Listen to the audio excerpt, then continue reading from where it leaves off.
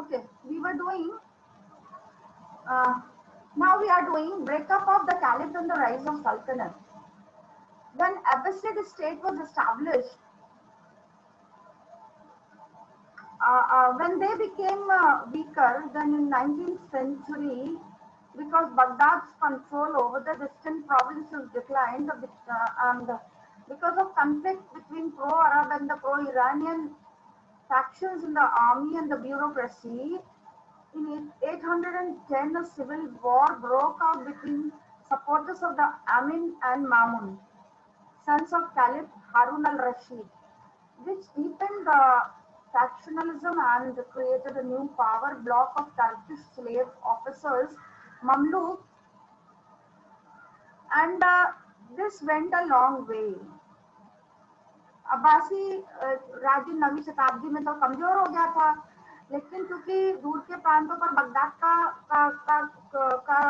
Baghdad ने अपना का कैप्चर था, उनका अपना शासन था, इसके वजह से जो मिलिट्री थी और bureaucracy means people those who are working on the topmost layer of administration, जैसे कि हमारे आईएएस ऑफिसर्स काम करते हैं, they are known as bureaucrats. तो उसमें जो था वो दो फैक्शंस हो गए थे, दो ग्रुप में बट गया था। एक जो थे वो अरेबियन सपोर्टर्स थे और एक जो थे वो ईरानियन सपोर्टर्स थे, उनके बीच में झगड़ा था। और 810 में तो खलीफा हारून रशीद के जो बेटे थे अमीन और मामुन के सपोर्टर्स के बीच में आपस में जो है वो एक वॉर जैसा छिड़ गया, जिसको कि हम वहाँ के इस्टेब्लिश्ड और बड़े नोन सिविल वॉर के नाम से जानते हैं। और ये जो गुटबंदी थी, इसने जो है वो गुलाम जो अधिकारी थे जिनको ममलूक कहा जाता था, उनका एक बहुत शक्तिशाली गुट बन गया। Very powerful, very strong group came into existence. और शियाओं ने एक बार फिर सुन्नी जो पुरातन पंथी थे, सुन्नी रूढ़िवादी थे, जो ट्रेडिशनल सुन्नी थे, है ना, उनके साथ में उनका कंपटीशन शुरू हो गया सत्ता के लिए, पावर के लिए, सीट के लिए, एडमिनिस्ट्रेशन के लिए। They again had a lot of fight in between them. ठीक है, बहुत सारे नए छोटे राजवंश जो थे वो उभर करके सामने आ गए थे। ठीक है, Shiism once again competed with the Sunni orthodoxy for power. A number of minor dynasties arose, such as Tahrids and Samanids in Khurasan and Transoxiana, Turan or lands beyond the Oxus River, and the Tulunids in Egypt and Syria. Abbasid power was soon limited to the central Iraq and the western Iraq. और इस तरह से Abbasi power जो था वो बहुत थोड़े से जगह पर कन्फाइंड रह गया था। ठीक है, और अब्बासियों की सत्ता जल्दी ही सेंट्रल इराक, मध्य इराक और वेस्टर्न इराक तक सीमित रह गई। एंड इन 945 पूरी तरह से वो छीन भी गई, उनके हाथ से चली गई, जब ईरान के कैस्पियन एरिया के डेलाम के बुवाही शियाज जो थे उन्होंने बगदाद पर कब्जा कर लिया। बुवाही जो शासक थे, उनके जो अचीवमेंट्स थे दे वर वेरी सिंपल, बहुत ज्यादा कुछ उन्होंने अचीव नहीं किया था, जिसमें कि जो एंशिएंट ईरानी पदवी थी शहंशाह की, वो भी शामिल थी। उन्होंने शहंशाह की पदवी धारण की थी। ठीक है, ये लोग टाइटल्स लिया करते थे, तो उन्होंने शहंशाह का टाइटल लिया, लेकिन खलीफा की पदवी उन्होंने एक्सेप्ट नहीं की, उसको धारण नहीं किया। ठीक है, इन 945 when the Buyids Shiite clan from the Caspian region of Iran, डेलाम से थे वो, कैप्चर्ड बगदाद, उन्होंने बगदाद को कैप्चर कर लिया था। And Buyid rulers assumed various titles including the ancient Iranian title Shahanshah, king of kings, but not that of the caliph. They kept the Abbasid caliph as the symbolic head of their Sunni subjects. और इस तरह से उन्होंने जो अब्बासी खलीफा थे उनको जो है केवल प्रतीक के रूप में, है ना, केवल एक सिंबल के रूप में अपना हेड रख लिया था। इस तरीके से खिलाफत जो थी वो पूरी तरह से खत्म हो चुकी थी, खिलाफत अब नहीं रही थी. There was no more caliphate in Iranian or the Arabian world. Okay, the decision not to abolish the caliph was a shrewd one, because another Shiite dynasty, the Fatimids, had ambitions to rule the Islamic world. और फातिमिड्स जो थे वो Islamic world के ऊपर कब्जा करना चाहते थे, रूल करना चाहते थे, शासन करना चाहते थे. ठीक है. अब फातिमी जो थे का संबंध शिया संप्रदाय के एक सब सेक्ट जो था उससे होता था, जिसमें कि इस्माइल नाम का कबीला था, इस्माइल नाम का जो सेक्ट था उससे था. और वो ये क्लेम करते थे कि पैगंबर मोहम्मद की जो बेटी थी फातिमा वो उनके वंशज हैं. ओके, तो उनकी लाइनेज से आते थे, और इसलिए वो इस समय by that time in 965 they were the only legitimate rightful rulers of Islam. Okay, from their base in North Africa they conquered Egypt in 969 and established the Fatimid Caliph. The old capital of Egypt, Fustat, was replaced by new city Cairo, founded on the day of the rise of planet Mars. और इस तरह से the two rival dynasties patronized Shiite administrators, poets and scholars. अब ये लोग जो थे ये कहते थे कि पैगंबर मोहम्मद की जो बेटी थी वो उनके परिवार से आते हैं, फातिमा के वंशज हैं, और इसलिए वो तो इस्लाम के केवल एकमात्र जो है वो जस्टिफाइड रूलर्स हैं. और उन्होंने नॉर्थ अफ्रीका के बहुत सारे ठिकानों पर 969 तक इजिप्ट को जीत लिया था, और फातिमी खिलाफत जो थी उन्होंने उसको इस्टेब्लिश किया था. फातिमी कैलिफेट उन्होंने इस्टेब्लिश किया था. कौन थे ये लोग? ये लोग प्रॉफिट मोहम्मद की बेटी फातिमा के जो थे वो लाइनेज के थे, उनके वंशज थे, उनके वंशज से ताल्लुक रखते थे. ओके, और इस तरह से वो मानते थे कि वही जो है लेजिटिमेट रूलर है, और उन्होंने इजिप्ट की जो ओल्ड कैपिटल थी फुस्तात की जगह पर उन्होंने कायरा में, जिसको मॉडर्न एज कायरो कहा जाता है, उस राजधानी की स्थापना की. और उसको जो है मंगल ग्रह के उदय होने के दिन की गई थी, इसलिए जिसे अल काहिर भी कहा जाता था. तो दोनों प्रतिस्पर्धी वंश शियाइट्स जो थे उन्होंने शासकों, कवियों और विद्वानों को आश्रय प्रदान किया. They gave patronage, Shiite administrators, they gave patronage to poets, scholars and administrators, and this is the way how Fatimi Shiites established their rule in Cairo. Egypt तक उन्होंने इस्लाम का प्रचार और प्रसार करवा दिया था. Now between 915 and 1200, Islamic society was held together not by a single political order or a single language of culture, Arabic, but by common economic and cultural patterns, because you have seen how much it was expanded. कितने बड़े इलाके तक ये फैल चुका था. ठीक है, ना केवल वो अरेबियन वर्ल्ड था, ना कि केवल वो गल्फ था, वो तो पूरा अफ्रीका के कॉन्टिनेंट तक फैल जाता. जब हम when we are talking about Cairo, when we are talking about the spread of Islam, the establishment of rule up till these many areas, then of course it was extending itself from nooks and corners of the world. ठीक है, जब बहुत सारे जगहों तक वो फैल रहा था तो अल्टीमेटली हम कह सकते हैं कि इस्लाम का प्रचार और प्रसार एक लंबे इलाके में, एक बड़े इलाके में हो रहा था. अब यही वो काल था जबकि बहुत सारे पॉलिटिकल डिविजन्स भी हुए, उनके बावजूद तो उनमें एकता बनी रही, और उस एकता की वजह से उन्होंने अपने आप को बौद्धिक रूप से, इंटेलेक्चुअली, ठीक है, उन्होंने अपने आप को बहुत लंबे इलाके तक अपना प्रचार और प्रसार किया था. और उनके इस प्रचार और प्रसार की वजह से ही, उनके इतने एक्सपेंशन की वजह से ही इस्लाम जो था वो काफी फल फूल रहा था इस समय तक। और इस एकता का जो जो निर्माण हुआ था बौद्धिक परंपराओं के बीच, संवाद, जो डायलॉग था, उसकी परिपक्वता भी बढ़ गई थी। And it was reaching towards its maturity. बहुत सारे विद्वान, बहुत सारे कलाकार, व्यापारी, the intellectuals, the elite class, the artists, and many traders, they were very easily moving in the society.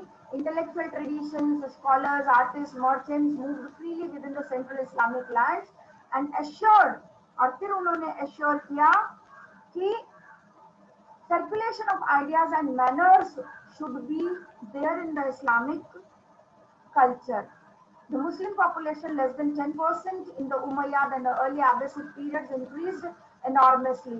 अब चूंकि उन्होंने ये जो फातिमी शियाइट्स थे, इन्होंने बहुत अच्छी तरह से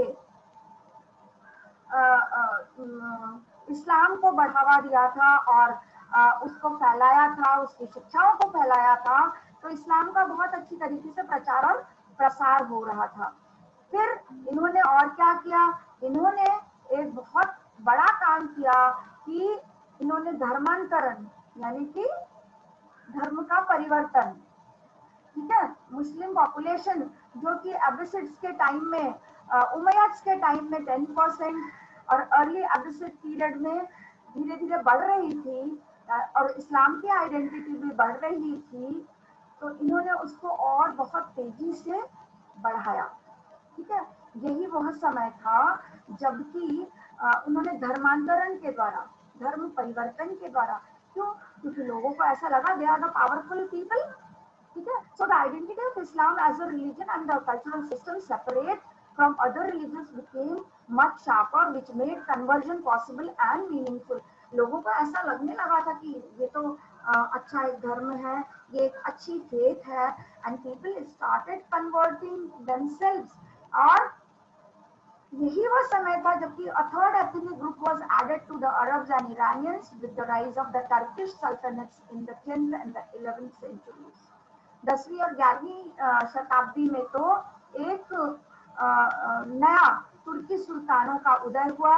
अरबों और ईरानियों के साथ साथ एक थर्ड ग्रुप जो था वो उभर करके सामने आया। ये जो थर्ड एथनिक ग्रुप था वो किसका था, वो था तुर्की सुल्तानों का, ओके, टर्किश सुल्तान। सो तुर्किस्तान और मध्य एशिया के जो ग्रासलैंड्स थे, उस इलाके में जो नोमैड ट्राइब्स थे, Turks were nomadic tribes from the Central Asian steppes of Turkestan, which covers northeast of the Aral Sea up to the borders of China, who gradually converted to Islam. They were skilled riders and the warriors and entered the Abbasid, Samanid and Buyid administration as slaves and soldiers, rising to high position on account of their loyalty and military abilities. ये तो हर समय कहा जाता है, जिसमें skills होती हैं, जिसमें एबिलिटीज होती हैं, वो जरूर आगे बढ़ता है।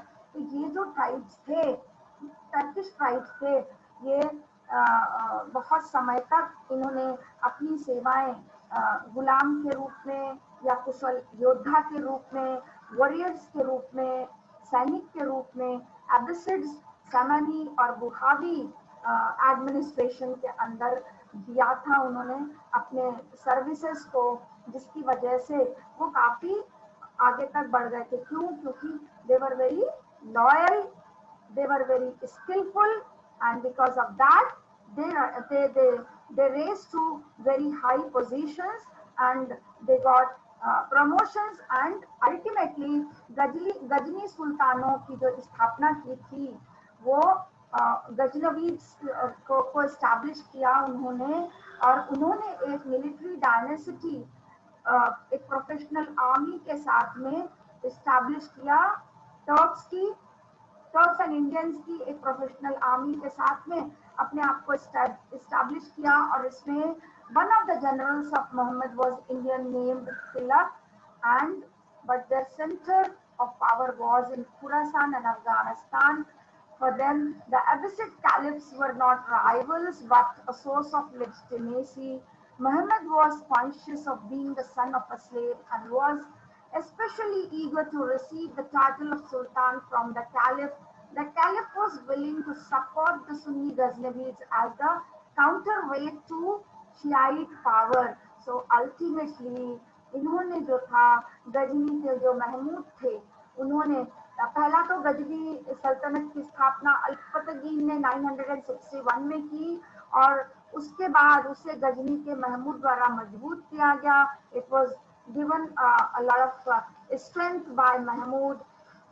एट द सेम टाइम उन्होंने बुखावियों की तरह गजनवियों का एक सैनिक वंश स्थापित किया जिसके पास तुर्कों और भारतीयों जैसे पेशावर सैनिक थे. ठीक है. और लेकिन उनकी सत्ता और शक्ति का केंद्र खुरासान और अफगानिस्तान में था और इस तरीके से उन्होंने एक बड़े साम्राज्य की स्थापना की. खलीफा शिया सत्ता के प्रति संतुलनकारी घेरे के रूप में गजनवी को जो सुन्नी था समर्थन देने के लिए तैयार हो गया, राजी हो गया. And this is the way that ultimately Mahmud was conscious of being the son of a slave and was especially eager to receive the title of Sultan from the Caliph.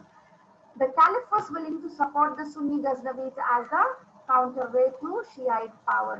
और खलीफा जो थे वो शिया पावर को counterweight करने के लिए, उसको balance करने के लिए शिया पावर को इम्पोर्टेंस दे रहे थे और उन्होंने उस पावर को बढ़ने के लिए पूरा मौका दिया. इस तरह से the Seljuk Turks entered Quran as soldiers in the armies of the Samanids and Karkanids, non-Muslim Turks from the further east. और इस तरीके से सल्जुक तुर्क जो कि समानी और करखानियों की सेनाओं में सैनिकों के रूप में कुरान में दाखिल हो गए थे, उन्होंने बाद में अपने आप को दो भाइयों तुगरी और छागरी के अंडर शक्तिशाली समूह के रूप में, एक ग्रुप के रूप में एस्टैब्लिश कर लिया था.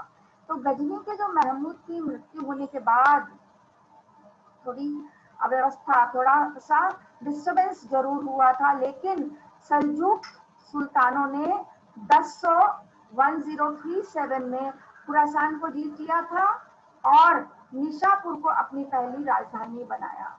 इसके बाद सल्जूक ने अपना ध्यान पश्चिमी फारस और ईरान की तरफ दिया और 1055 में बगदाद को सुन्नी शासन के अंतर्गत कर लिया गया. Ultimately Baghdad came into the hands of Sunni rulers, and from the 11th to the 13th century there was a series of conflicts between European Christians and the Arab states. This is discussed later on when we talk about the crusades, because what is a crusade? Crusade is actually in Hindi it is called as धर्म युद्ध. धर्म के नाम पर अपने वर्चस्व को स्थापित करने के लिए एक लंबा युद्ध चलाया जिसे कि हम crusades का नाम देते हैं. That we will talk in the next video. Okay. तो अब्बासी और राज्य 9वीं शताब्दी में कमजोर होकर के समाप्त हो गया. ईसाई जगत और इस्लामी जगत के बीच शत्रुता भी बढ़ी जिसके कारण बहुत सारे इकोनॉमिक चेंजेस भी आए और 1095 तक जो था वो भगवान के नाम पर इन लोगों में युद्ध होने लगे थे. अभी आपने देख लिया कि Turkish, Arabians, Iranians, they all were Muslims, but at the same time earlier the Abbasids were earlier the Christians were there in the land, the Zoroastrians were there in the land. So ultimately for the sake of religion they had n number of fights. Okay, they fought together for that purpose. Okay, अपने को establish करने के लिए इन लोगों ने बहुत fight किया और फाइट करने की वजह से crusades हुए. So in the next time, in the next episode, we will talk about the crusades. Thank you.